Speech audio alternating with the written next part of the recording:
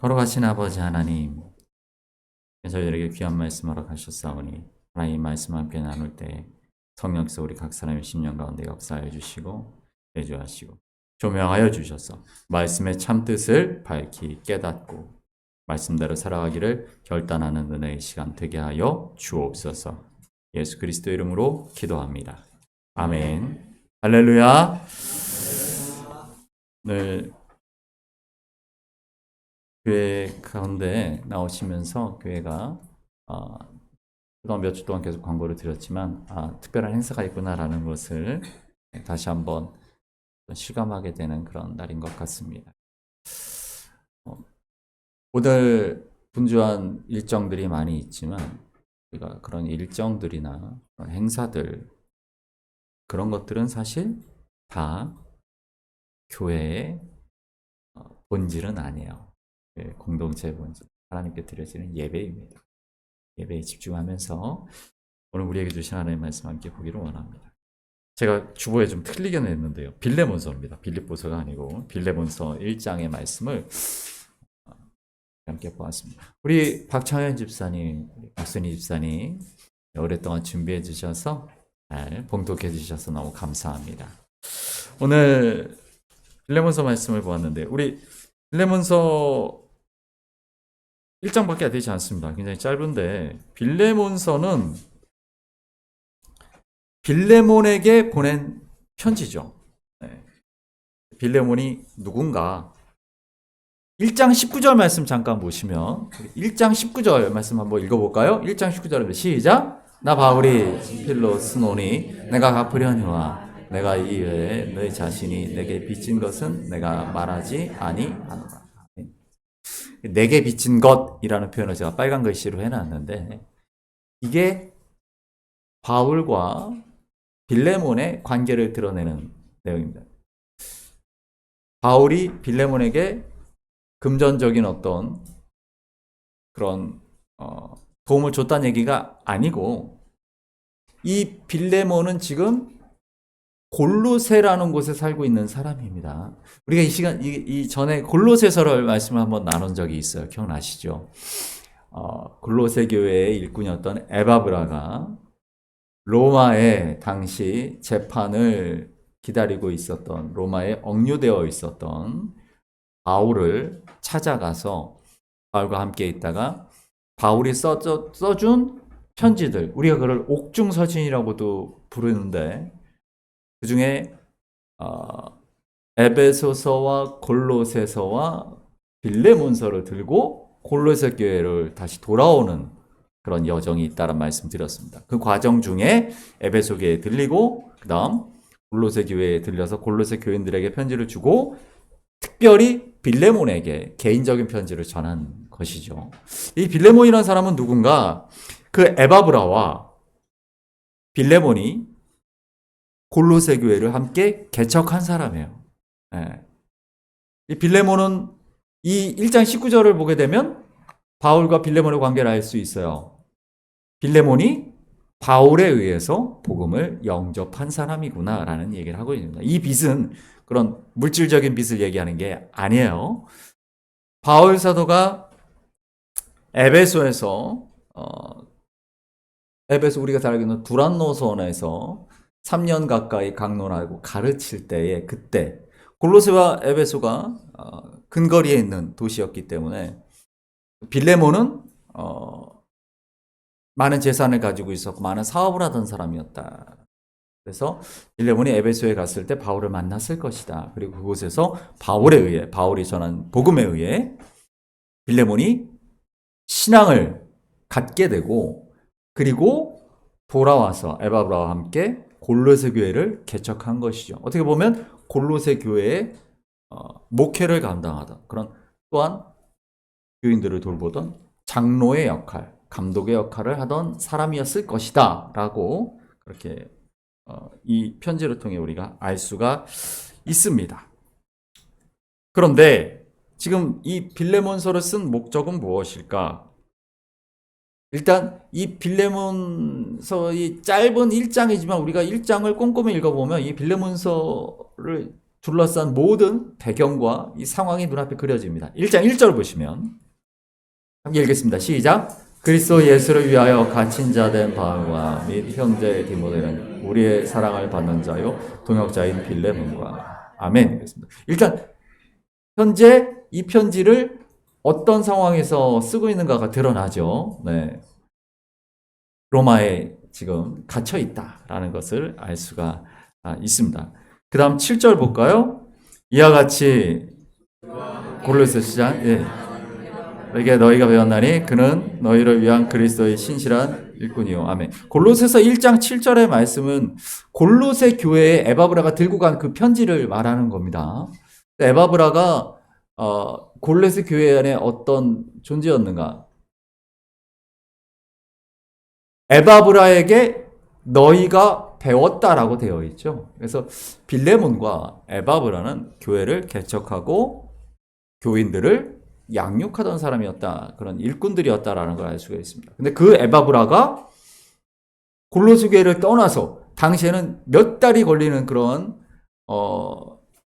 항해를 거쳐서 로마에 가서 바울을 만날 수밖에 없었던 상황을 우리는 골로새 교회의 그 골로새서를 통해 골로새 교회에 침투한 이단들이라든가 그런 골로새 교회의 위기에 대한 이야기들을 우리가 골로새서를 다루며 함께 나누었었죠. 그 문제들을 바울에게 의뢰하고 바울이 그것에 대해서 쓴 편지가 바로 골로새서지요. 그러니까 그 골로새서를 들고 또 에바브라가 떠난 후에 골로새 교회를 혼자 목양하고 있던 빌레몬에게 이 편지도 전해주시오. 그래서 들고 온 게 바로 이 빌레몬서다라는 것이죠. 우리 빌레몬서 1장 6절 한번 보겠습니다. 빌레몬서 1장 6절입니다. 시작.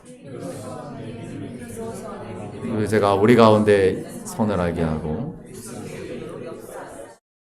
아멘. 우리가 교제 코이노니아에 대한 말씀을 이전에 한번 나눴던 걸 기억하시죠? 코이노니아가 우리가 생각하는 친교가 아니다. 같이 차 마시고 밥 먹고 즐거운 게임하고 노는 것을 코이노니아라고 바울 사도가 성경에 쓰지 않았다라는 것을 말씀을 통해서 우리가 함께 보았죠. 그러니까 여기서 교제라는 건 무엇이겠어요? 코이노니아라는 것은 참여, 동참, 동역 이런 의미를 얘기하는 것이죠. 그러니까 빌레몬을 하나님께서 들어 쓰셔서 골로새 교회 안에 빌레몬의 그 동역으로 하나님께서 하나님의 목적과 계획들을 이루어 가셨다. 하나님의 역사가 이루어졌었다라는 걸 내가 들었다. 누구에게? 에바브라에게 들었다라는 얘기를 쭉 하면서 빌레몬을 칭찬하는 것이죠. 우리가 이 코이노니아라는 그 개념을 고린도후서 말씀을 통해서 우리가 본 적이 있습니다. 거기다 한번 보여주시죠. 네. 디도를 부를 때 부르는 이 디도, 우리가 지난주에 디도서 얘기했었잖아요. 디도는 나의 코이노니아, 코이노논입니다. 이렇게 이야기하거든. 동역자를 얘기하는 것입니다. 바로 그런 귀한 동역자들이다. 그래서 고린도전서 1장 9절에는 이렇게 나와요. 우리가 이 의미를 분명히 파악을 할 수 있어야 합니다. 읽어볼까요? 너희를 불러 그의 아들 예수 그리스도 우리 주와 더불어 교제하게 하시는 하나님은 미쁘시도다. 아멘. 이게 우리를 불러서 예수 그리스도 우리 주와 더불어 교제하게 하신다. 이게 한국교회가 제일 잘못 받아들이는 말씀 중에 하나가 이런 부분인데, 교제가 우리가 하나님과의 깊은 사귐이다 이렇게 이 말씀을 이해하는데 그 얘기하는 게 아니죠. 뭐 얘기하고 있습니까? 주님과 함께 동역하게 하는, 하나님의 역사에 동참하게 하는, 참여하게 하는 이 뜻이에요. 그러니까 이건 개인적인 신앙을 얘기하는 게 아니라 공동체적인 신앙을 얘기하는 겁니다. 우리가 함께라는 것이죠. 우리 그 다음 말씀 보시게 되면 고린도서 10장입니다. 우리가 축복하는 바 축복에 사는 그리스도의 피에 참여함이, 우리가 떼는 떡은 그리스도의 몸에 참여함이 아니냐. 그 다음 구절입니다. 그 다음 구절 보겠습니다. 빌레몬서 1장 9절에서 10절입니다. 읽습니다. 도리어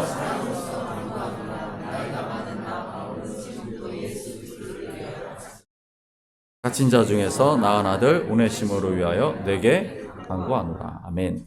그래서 우리는 이 빌레몬이 어떤 사람인지는 알았어요. 하나님의 동역자로서 골로새 교회를 섬기는 사람이었다. 근데 이 편지를 쓰는 이제 본래 목적이 나옵니다. 오네시모 때문에 그런 거예요. 갇힌 자 중에서 낳은 오네시모. 이 오네시모가 누구냐면 본래 이 빌레몬의 종이었습니다. 그런데 빌레몬에게 큰 피해를 주고 도망친 종이에요. 아무래도 그 집에서 너무 힘드니까 돈을 좀 훔쳐서 도망쳤던 것 같아요. 과거에. 그런데 그가 나중에 어떻게 됐습니까? 바울을 만나서 갇힌 중에서 낳은 아들이라고 표현하는 것이 바로 바울을 통해 오네시모가 구원받았고 복음을 영접하였고 뿐만 아니라 이후에 보게는 바울 사도가 오네시모를 나의 신복이다 이렇게 얘기를 하거든요. 그러니까 그만큼 바울 사도를 돕는 동역자가 되었다라는 것이죠. 근데 문제는 이제 이 오네시모를 에바브라와 함께 골로새 교회로 돌려보내는데 당시는 철저한 계급사회죠. 2000년 전입니다. 계급사회 속에서 종이 도망가면 붙잡힌 그 종을 어떻게 하겠습니까? 아주 끔찍한 중벌을 처하겠죠. 그러니까 오네시모의 신분은 여전히 종이에요. 당시의 그 계급사회 속에서 우리가 바라봐야 합니다. 철저한 계급사회 속에서. 그런데 오네시모를 돌려보내면서 오네시모를 벌 주지 마라 이렇게 얘기를 해야 되겠죠. 그것 때문에 쓴 편지겠죠. 근데 그 정도가 아니다라는 겁니다. 16절 말씀 함께 봅니다. 이후로는 종 이상으로 곧 사랑받는 형제로 둘 자라 내게 특별히 그런 하물며 17절입니다. 내가 타고 18절 그가 만일 내게 불의를 아멘. 벌 주지 마라가 아니죠. 그 이상이죠. 뭐라고 말합니까? 형제처럼 대하라. 이 빌레몬서의 말씀은 그래서 굉장히 혁명적인 말씀이에요. 당시의 그 계급사회 속에서 종과 주인이 갖고 있는 그 계급, 그 위치를 역전시키는 것이죠. 너의 형제로 대하라 라고 말하고 있다라는 것이죠. 여러분, 복음은 왜 많은 권력자들이나 지도자들이 그에 의해서 핍박되고 왜 거부당했습니까? 복음은 원래 그러한 수직적이고 계급적인 사회체제를 뒤흔드는 아주 위험한 것이기 때문에 그래요. 우리나라에도 예전에 천주교 박해가 그렇게 강했던 이유도 그 중에 하나죠. 다 형제 자매가 되는 거예요. 지금 이 오네시모를 너의 형제로 대하라는 것처럼 다 형제 자매인 거예요. 계급이, 사회에서 계급이 어떻건 간에 왕족이든 귀족이든 거지건 빈민이건 노예건 다 형제 자매인 거예요. 수직 관계가 모두가 수평 관계가 되는 것이죠. 오직 수직 관계는 하나님과 우리 그리고 나머지 형제들은 다 이웃들은 전부 다 수평 관계가 된다는 거죠. 그러니까 이게 얼마나 전근대 시대에 그런 수직 계급적 사회 속에서 자신의 위치를 지키고자 했던 이들에게 큰 위협이었겠습니까? 복음은 그런 것입니다. 원래 복음은 그런 것입니다. 복음은 사회를 인간의 욕심으로 만들어진 사회를 무너뜨리는 거예요.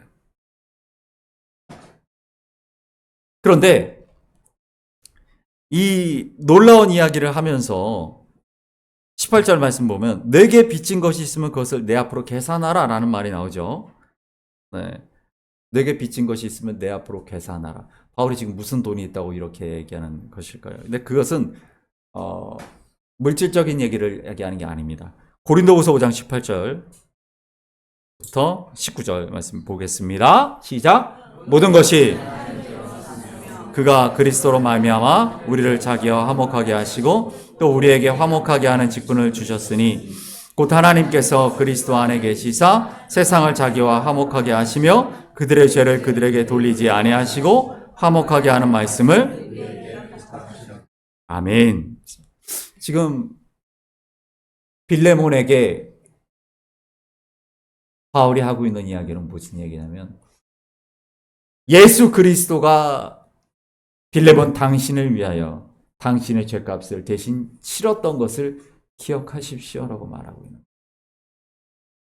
우리는 죄인이어서 구원받지 못할 하나님과 영원히 단절되어 있는 그러한 영벌에 처할 죄인이었으나, 그러나 우리 대신 그 죄값을 치르신 분이 계시다라는 것을 당신은 기억해야 된다라는 얘기죠. 우리 그 다음 말씀 보여주십시오. 골로새서 1장 13절 14절 말씀입니다. 그가 우리를 흑암의 권세에서 건져내사 그의 사랑의 아들의 나라로 옮기셨으니 그 아들 안에서 우리가 속량 곧 죄사함을. 아멘. 우리 그 다음 말씀도 봅니다. 에베소서 1장 7절입니다. 우리는 그리스도 안에서 그의 은혜의 풍성함을 그의 피로 말미암아 속량 곧 죄사함을 받았느니라. 그 다음입니다. 로마서 말씀입니다. 모든 사람이 죄를 범하였음에 하나님의 영광에 이르지 못하더니 그리스도 예수 안에 있는 속량으로 말미암아. 아멘. 그렇습니다. 여러분, 이 속량이라는 게 무슨 뜻입니까? 대신 값을 치르다. 내 죄의 값을 내가 치르지 않고 누가? 예수께서 십자가에서 죽으심으로 내 죄값을 대신 속량하셨기 때문에 내가 구원을 받았다라는 거죠. 그런데 누가 당신에게 빚을 졌다고 당신은 그를 핍박할 수 있겠는가라는 것이죠. 더 큰 것도 속량받은 은혜를 입은 사람임을 기억하십시오.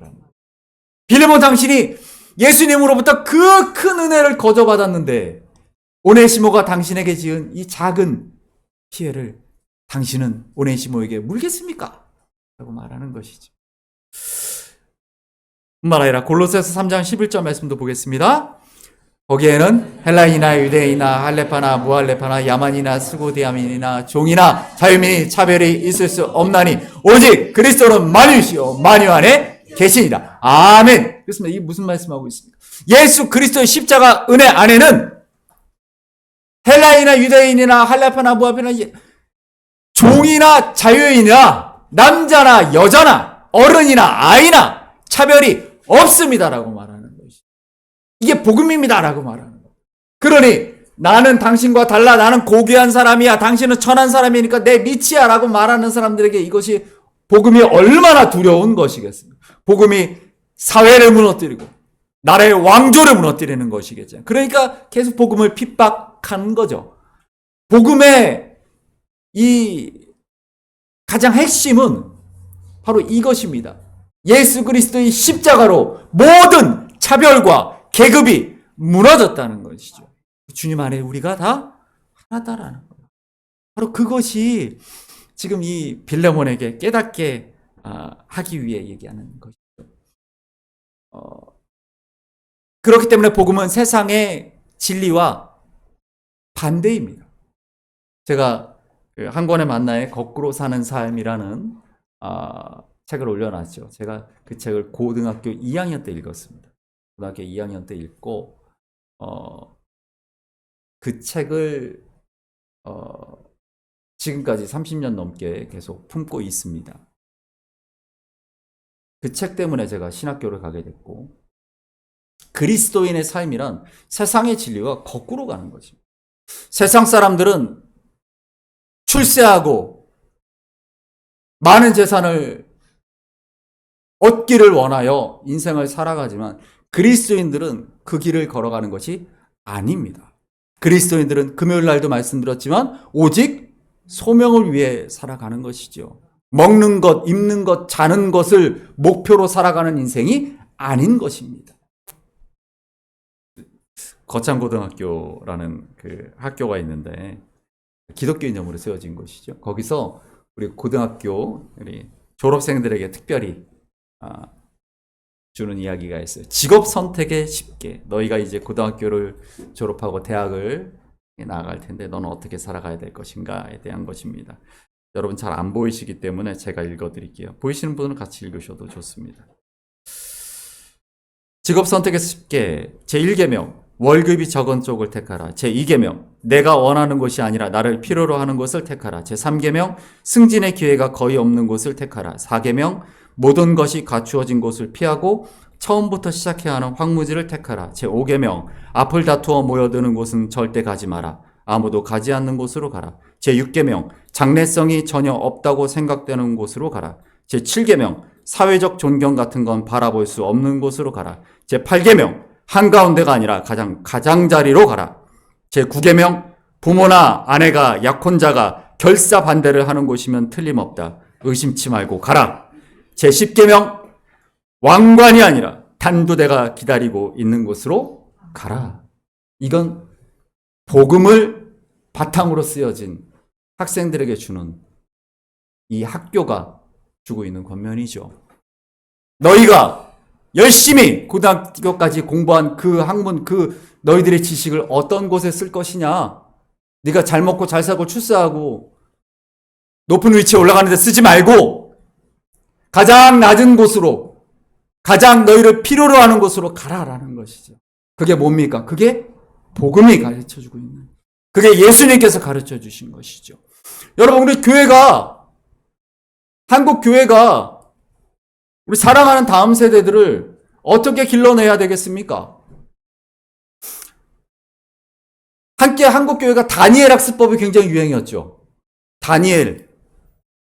큰 제국의 영거푸 총리가 돼서 높은 자리에 올라갔으니까 다니엘 학습법을 통해서 우리 자녀들이 높은 출세를 했으면 좋겠다라는 마음이 있었던 것 같아요. 제가 지난번에 다니엘 말씀 나눌 때 말씀드렸잖아요. 다니엘 환관이었다니까요. 넷이었다니까요. 같은 민족의 공동체 회당에도 들어가지 못하고 항상 골방에서 혼자 지냈다니까. 평생 70년 이상의 포로기를 눈물로 흘리면서 외롭게 지냈다니까요. 그게 복된 삶이에요? 아니에요. 다니엘은 고난의 길을 걸었던 사람이에요. 근데 그가 총리라는 그 위치만으로 우리 아이들이 출세하길 바란다? 여러분, 요셉을 떠받들고 그런 사람이 되라라고 말합니다. 너희가 윤진이가 공부해서 좋은 학교 가고 좋은 직장을 얻어서 높은 자리로 올라가면 하나님께 영광 돌려라. 하나님께 영광 돌리는 그런 거 아닙니다. 요셉을 떠받드는 한국교회, 요셉은 이스라엘 사람들은 요셉을 떠받들지 않아요. 왜? 요셉 지파, 에브라임 지파, 므낫세 지파가 지금 어디 있습니까? 다 망했어요. 없어졌어요. 저주받았어요. 요셉은 하나님께 높은 자리에 올라가서 영광 돌린 사람이 아니에요. 한국교회가 자꾸 그렇게 우리 사랑하는 자녀들을 네가 잘되고 높은 자리에 올라가면 하나님께 영광이야 라고 말하지만 아닙니다. 예수님께서 우리 자녀들에게 말씀하신다면 이렇게 말씀하시겠죠. 십자가의 길을 가라고 말씀하시겠죠. 보잘것없는 자리로 가라. 그러나 너를 꼭 필요하는 곳으로 가라. 은서가 배우는 모든 것들을, 그 지식들을 가지고, 그리고 은서가 갖고 있는 달란트를 가지고 저 낮은 곳에 고통당하고 차별받고 억압받는 사람들이 있는 곳에 가서 그들의 눈물을 닦아주고 그들을 위해 너의 재능과 너의 지식과 너의 능력을 사용해라. 그게 하나님이 영광 받으시는 길이다라고 교회가 말해야지요. 세상과 똑같이 얘기하면 그건 교회가 아닙니다. 그건 복음이 아닙니다. 여러분, 제가 오늘 우리 교단 가입 기념으로 한국 기독교 장로회 한 교회를 소개해 드릴게요. 다음 사진 보여주시죠. 네. 전주 안디옥 교회입니다. 1983년도에 설립된 교회고요. 이 교회의 별명이 있죠. 뭔지 아십니까? 그래요. 깡통교회입니다. 42년? 3년 됐죠. 네. 저 옆에 있는 거는 나중에 매입한 교육관입니다. 지금도 이 예배당에서 예배를 드립니다. 그 다음 사진 보여주십시오. 네. 이동희 목사님입니다. 설립하신 이동희 목사님. 늘 하시는 말씀이 불편하게 삽시다. 우리는 교회를 건축하지 않습니다. 40년이 넘도록 저 예배당에서 예배 드립니다. 이게 원래 무슨 건물인지 아십니까? 비행기 경납고입니다. 비행기 경납고 그 양철 그 철판들을 40년 전에 뜯어다가 조립한 거예요.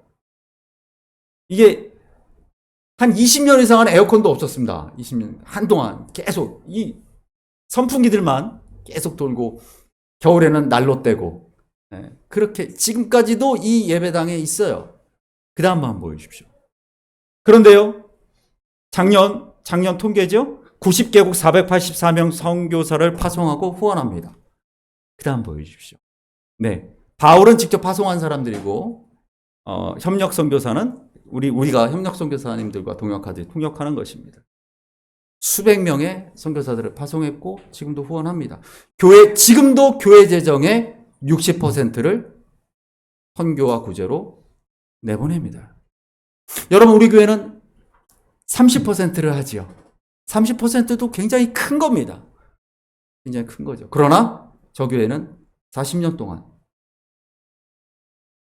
저 여름에 덥고 겨울에 추운 저 양철판 교회에서 40년을 넘게 예배드리며 그 재정들을 다 이웃들을 위해 쓰고 있어요. 그럴 때 교회가 하나님의 영광이 되는 것입니다. 거대하고 화려한 건물을 지어서 그게 하나님께 영광이 아니고, 목사가 의리 번쩍한 중형차, 큰 고급차를 타고 다니는 게 하나님께 영광이 아니고, 교인들이 교회에서 시원하고 넓은 곳에서 편안하게 예배드리는 것이 하나님께 영광이 아니고, 하나님 기뻐하시고 하나님 마음에 합당한 일들 하는 그런 교회. 우리 마지막으로 빌레몬서 1장 21절 함께 읽겠습니다. 함께 읽습니다. 나는 내가 순종할 것을 확신함으로 내게 썼노니 내가 말한 것보다 더 행할 줄을 아노라. 아멘. 이 말씀으로 우리에게 주시는 주님의 말씀이 좀 있습니다. 주님이 말하신 것보다 우리가 더 행하는 교회가 되기를 소망합니다. 우리가 교단 가입 감사 예배를 오늘 드리는데요. 우리가 하나님 앞에 우리가 더 복음적인 교회, 더 하나님 기뻐하시는 교회로 살아가겠습니다. 서약하는 귀한 시간이 되시길 소망합니다. 우리 함께 찬양하실 텐데요. 여러분 가지고 계신 주보에 교회여 일어나라 찬양했습니다. 찬양합니다.